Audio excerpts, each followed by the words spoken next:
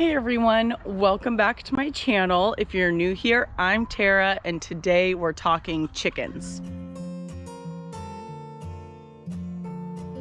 Today we're going to be talking about coops, a little chicken first aid kit you should have on hand, the certain feeds I like, a little bit about breeds. We're going to cover all the basic chicken things. All right, let's get this video started. Today's video is going to be for anyone that is new to chickens. Whether it's you or your friends, feel free to share this video. I hope that you can get some tips from it and also some tips on how to learn from mistakes I have made. I don't want you guys going through what I've gone through. I also want to let you know this video is not sponsored by anyone. So I'm going to be talking about certain brands. They are just my favorite, but it's not sponsored.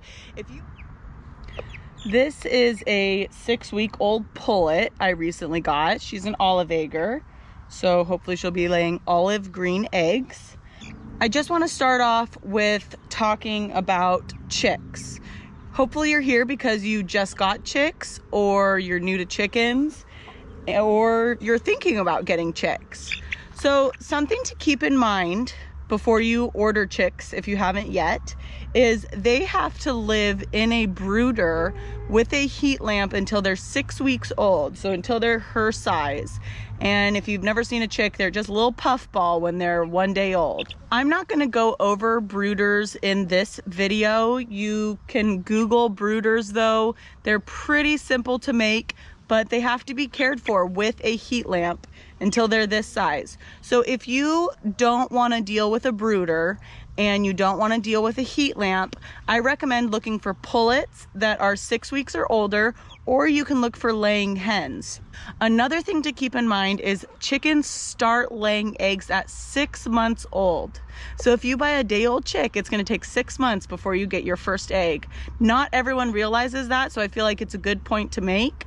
And another point I want to make is that chickens don't necessarily lay eggs forever. I think that maybe 5 years, if they're backyard chickens and they're taken care of really well with good food and good vitamins, you can get good 5 years out of them. I don't think they necessarily just like stop laying eggs one day, but they will start slowing down. And I don't know, chickens can live to be like 10, 15, I think, maybe even older. So that's just something else to keep in mind, that you're not necessarily going to be getting an egg every day from your chicken for its entire life. So just kind of pre-plan for that before you get your chickens. Also, when you go to the feed store or a person to buy chickens, just some terms to know. If it says straight run, that means it is female and male. You don't know what you're gonna get. So be prepared for a plan for your rooster. Please do not dump your rooster off to fend for itself. There are people out there, there are rescues out there that take roosters. But if you live in town or you 100% don't want a rooster, buy either chicks that have been sexed or buy a pullet, which is a young hen. So I just wanted you guys to know some terms so you know what you're getting yourself into when you go and buy chickens. So if you have chickens from 6 weeks old or older, that's where I'm gonna come in. The first thing we're going to talk about is chicken coops. So I'm going to talk about coops that are probably good for the size for 3 to 10 chickens. If you're going bigger than 10 chickens, you're going to want to get a bigger coop than these. I have 2 coops by this company called Omelet. I will put a link up here to a review on each of these coops if you want to look at them individually. This coop here would be perfect for younger chicks because there's no ladder that they have to get into. It's on the ground. This is called the Omelet Cube. This I have 3 full-grown chickens in, and I feel pretty good with 3. You probably could fit 4 if you get a larger run. They also make this coop called an igloo go up. So it's like this. It's this exact coop, but it's up off the ground. So the run starts underneath it and goes across, so there'll be a little ladder. The next coop I want to talk about is the Omelet Igloo Cube. This coop is much larger than this one. So like I said, I'll link a full review of these, but you can see kind of how this is a bit smaller in here. This one's quite a bit bigger. It has a roosting area here, and then it has a nesting spot for eggs here. You can close it there, but I never do. So this coop, like I said, is quite a bit bigger. I think you could fit 8 to 10 full-grown hens in this coop. Both of these coops would be amazing in backyards if you live in an urban area and you don't have a lot of space. You can start, this coop comes with a run that goes to here, and I believe that is 6 feet or so, and then you can add 3-foot increments to make it as big as you want. So it really is space efficient. The other thing I like about both of these omelet coops is they come with the option of getting wheels. So you can see I have wheels on both of mine. I go into more explanation about that in their review videos, but this allows me to kick those wheels down, push the coop up, and roll it around on fresh grass every day. Like I said, if you have a small area and you want to be able to move them around in a garden or in your backyard to keep working different patches, this is an amazing coop. Or you don't have to get the wheels and they can be in one spot. It's pretty predator proof. There is a piece that sticks out here so something can't dig in, and it's fully covered. You can get the shade. Anyways, I said I wasn't gonna talk a whole lot about these. Like I said, you can check out those review videos, but if you don't feel like watching another video right now, this is pretty good explanation of these two coops. So if you're looking for a coop for chickens anywhere from 3 to 10 or 2 to 10, I highly recommend checking out Omelet.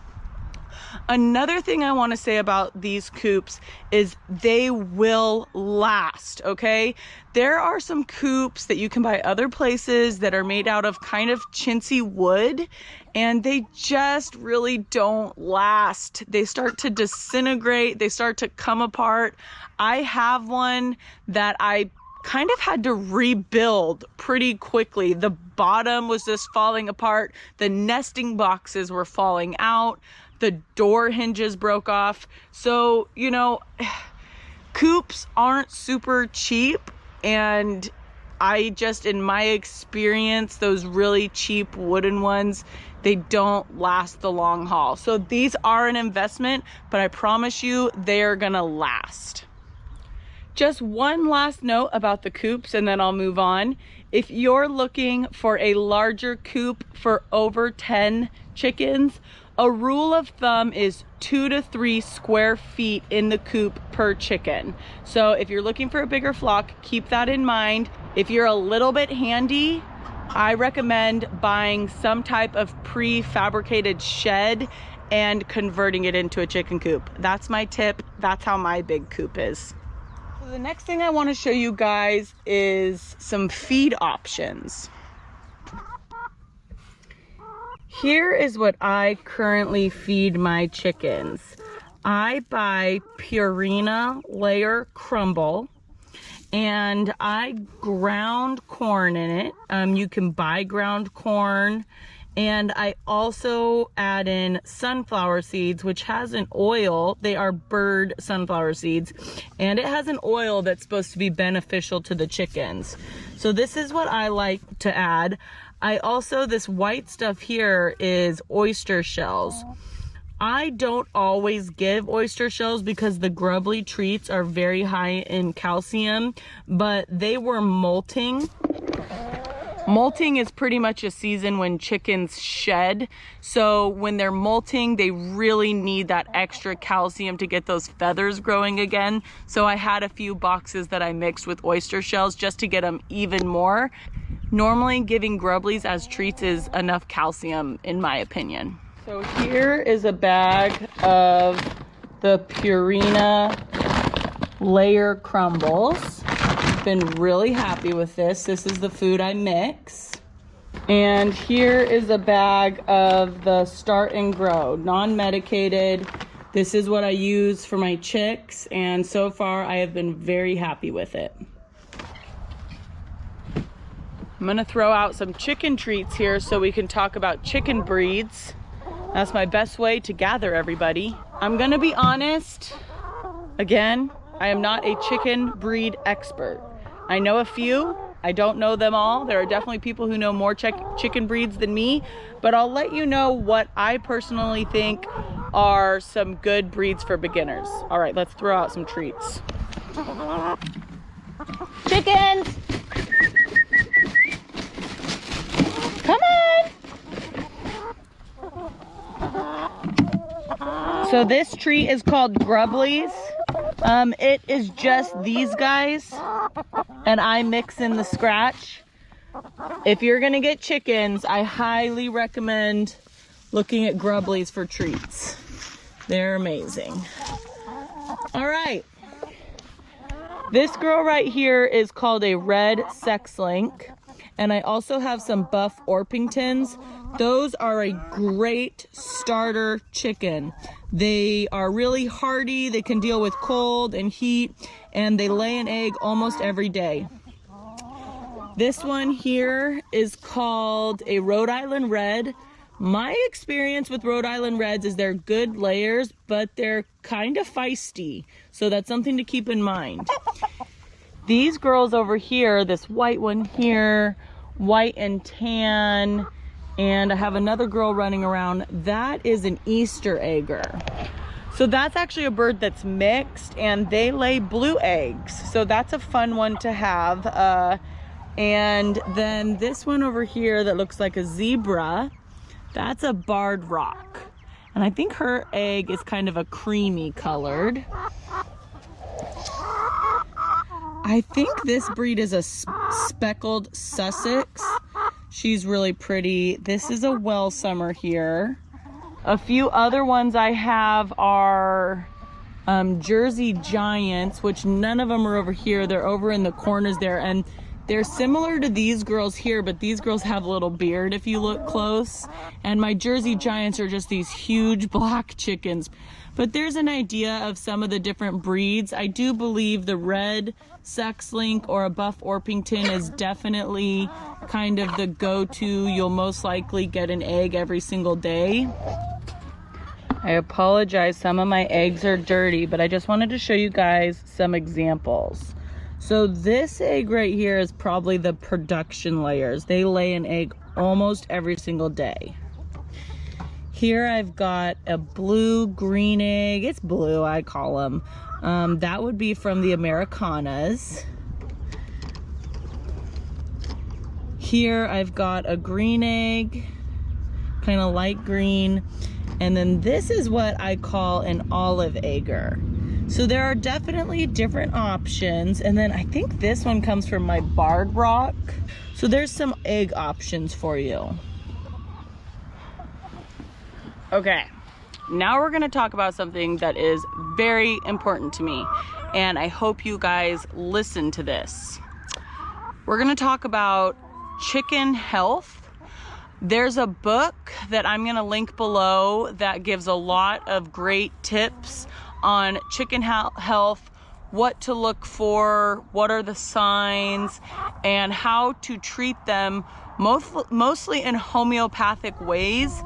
You'd be surprised what you have lying around the house that can help your chickens. Oregano, you know, ginger, stuff like that. Some essential oils are good for them. I have had really bad luck when it comes to chicken health. I made some really big mistakes in the very beginning. I already had a very small flock, and I got really excited and I wanted to expand. I had a lady that I trusted as a chicken breeder, and she did not currently have any chickens at the time. So I went on Craigslist. I found someone that had a ton of chickens, and I was like, I'm gonna go buy them. So I went and I got a whole bunch of chickens from them, and I maybe 1 or 2 nights put the chickens in with my current flock, and slowly my chickens started getting sick, and then my chickens started dying.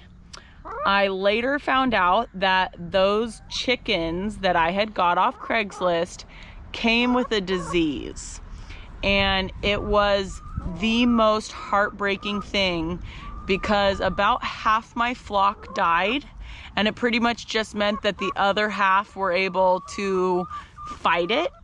And it was terrible. It was really, really rough for me. It was a massive mistake. So if you are going to add chickens to an existing flock, I highly recommend having a second coop. I know if you live in town, this might not be realistic, but I can't stress it enough to have a second area where your chickens can do a 30-day quarantine. Because if you have a coop for those other chickens within 30 days, you should hopefully see if anything is wrong with them. Whenever I add new chickens, I do that now. I have a coop that is just for that, and I clean that coop every time. I don't add chickens that often, but when I do, that's what I do. So I'm going to talk about a few medicines and just a couple little things you should have on hand. And like I said, I'll attach a link to that book below. So this isn't going to just be medicine, but it's kind of be like what you should have on hand. The first thing I just want to recommend is Dr. Bonner's soap. I use a recipe I found online with this soap for coop cleaner, so that way it's not too harmful when you clean your coop. So it's something good to have. And if you ever have to wash a chicken, you'll be surprised. I've had to wash a chicken before. This is really good for that. The other good thing to wash chickens with is Dawn dish soap. I don't even know how to say this properly. Vetericin. Sorry guys, I don't know. But this one I bought, and it's good for chickens, but I think they have one that is specifically for poultry or for fowl. This is awesome. It kind of does a ton of things. I recommend just getting one and having it on hand. It's for itches, cuts, wounds, sore, skin irritations. So definitely just get a little bottle of this. If a chicken pecks another chicken, you can use this. It's really good. I have this whole huge kit here because I've dealt with so much. You don't need everything in this kit. Okay, this is something 100% have on hand. I have multiple of them. VetRx. It helps with their respiratory system. This seems to be the biggest issue in chickens, is their respiratory system. That's what I've seen. Other than the disease that I got, this has been the biggest issue, and this just helps so much. You can put it on their comb, in their nose. It's an oil. You can also mix it with water and spray it over your whole flock. Chickens do get allergies, and this will help. So I highly recommend having this on hand. This is like the number one, okay? It's not even a medication. It says 100% natural. 100% natural, really, really good to have on hand. This is another one that's good for cuts. I use this chickens do have a pecking order, no pun intended. But so if another chicken decides it's boss, or if another chicken is kind of hurting, they'll peck that lower chicken. And sometimes they can be brutal. So if you get something that's really bad, this is good. I call it blue coat, but I guess that's not what this is. It's called hen healer. See, and it is just like a Band-Aid pretty much. And it can really help. I've used this before. Oh, here's blue coat. Blue coat is a little messy. It's like spray paint. Okay, the last thing I recommend is this stuff. And I don't know if there's something better than this.